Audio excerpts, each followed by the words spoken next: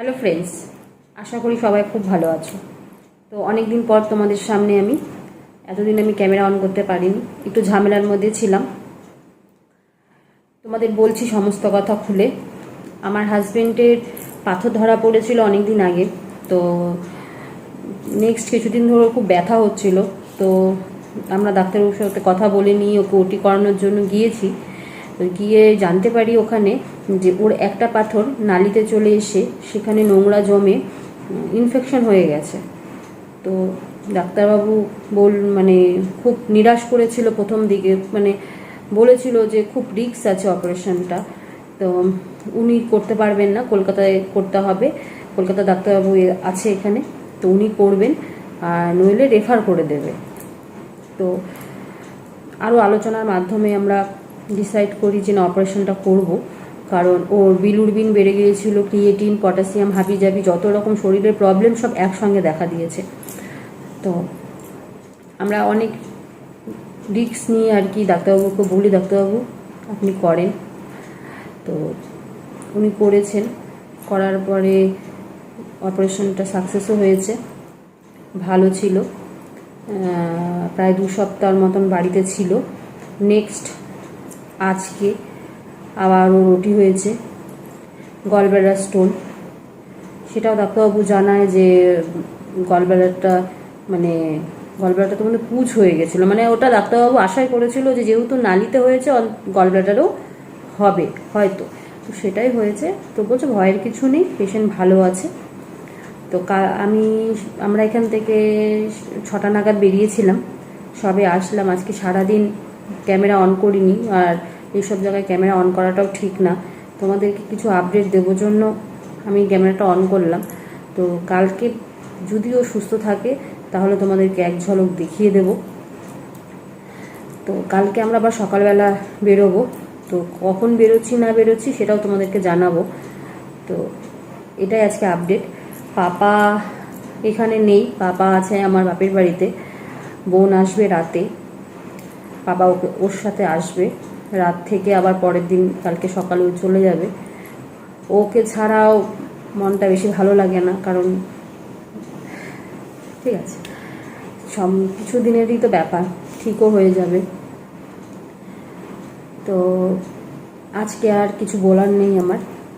প্রায় 9:15 বাজে, আমি পাপা আসলে শুয়ে পড়ব। সন্ধ্যে আজকে খাওয়া দাওয়া করতে আমার অনেক বেলা হয়ে গেছে। তো কালকে সকালবেলা আবার তোমাদেরকে জানাচ্ছি কখন বেরোচ্ছি না বেরোচ্ছি, ঠিক আছে? গুড মর্নিং সবাইকে। তো এখন প্রায় 7টার মতন বাজে, আমি অনেকক্ষণই উঠেছি, রেডিও হয়ে গেছি, যাবো এখন মালদাতে। বাবাও যাচ্ছে সাথে, নুনু যাওয়ার কথা ছিল। তো পাপা একা থাকবে, ও বললো দিদি তোরা যা, যদি সম্ভব হয় আমি পরে যাচ্ছি, কারণ ওকেও খাওয়ানো টাওয়ানোর ব্যাপার আছে। তো ওই জন্য আমি বেরিয়ে গেছি, ওই বাড়িতে যাচ্ছি। রাজাদা এসছে গাড়ি নিয়ে, চলো সঙ্গে থাকো। যে রাজাদা চলে এসছে গাড়ি নিয়ে, আমি বেরিয়ে যাব।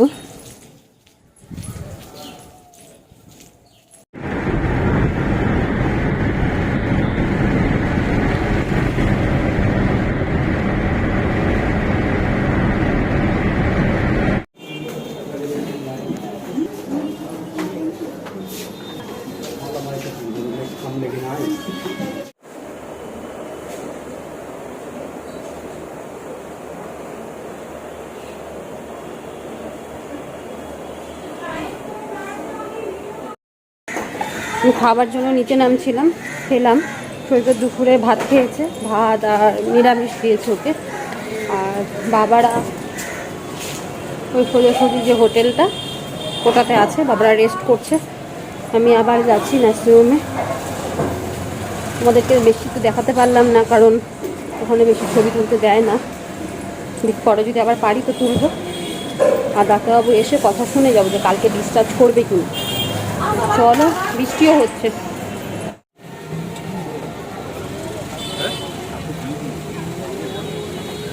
তো আমরা এখন চায়ের দোকানে আছি।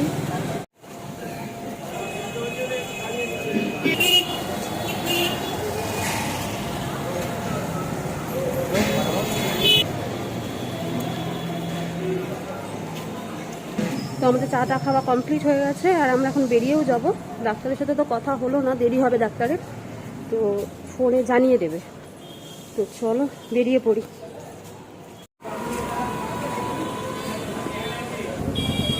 বাবা এই মঞ্জুর সাথে চাকরি করতো রায়গঞ্জের, তো মালদাতেও আছে জন্য মালদার মঞ্জুর সাথে ঢুকলো বাবা। খুব সুন্দর সুন্দর হাতের কাজের জিনিস।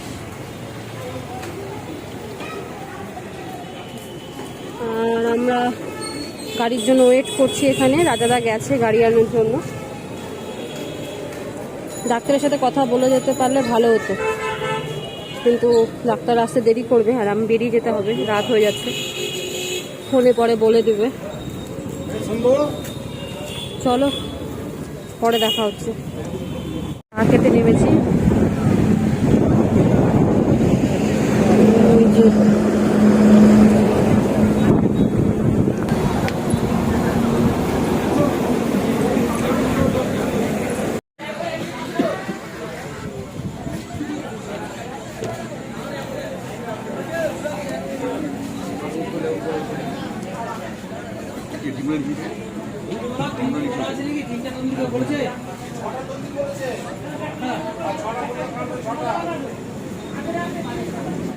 Good morning friends. সকাল সকাল আবার ক্যামেরাটা অন করছি, কালকের ব্লগটা আমি আজকে কন্টিনিউ করব। তো আজকের সৈকতে ডিসচার্জ হয়ে যাবে, তো সেই জন্য যাচ্ছি। সকাল সকাল আমার স্নান হয়ে গেছে, আমি বাইরে এসে, বাইরে হচ্ছে বৃষ্টি, তো দাদা এখনো এসে পৌঁছায়নি, ওয়েট করি। এই যে চলে এসছে, বেশি ওয়েট করতে হয়নি।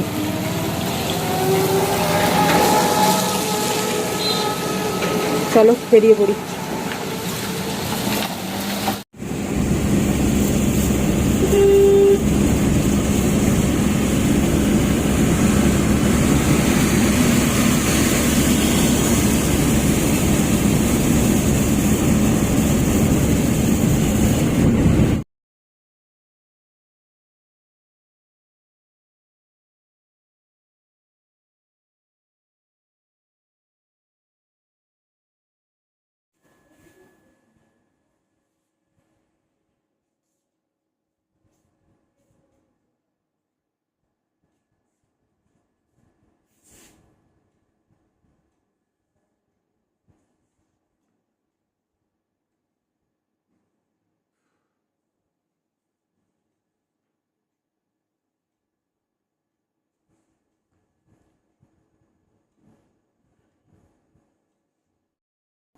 তো আমি বাড়ি চলে এসেছি দুপুরবেলা, এসে খাওয়া দাওয়া করে রেস্ট করছিলাম। আর এই ব্লগটা এখানেই শেষ করে দেবো। তো দেখা হবে তোমাদের সাথে নতুন একটি ব্লগের সাথে। ততক্ষণ গুড নাইট।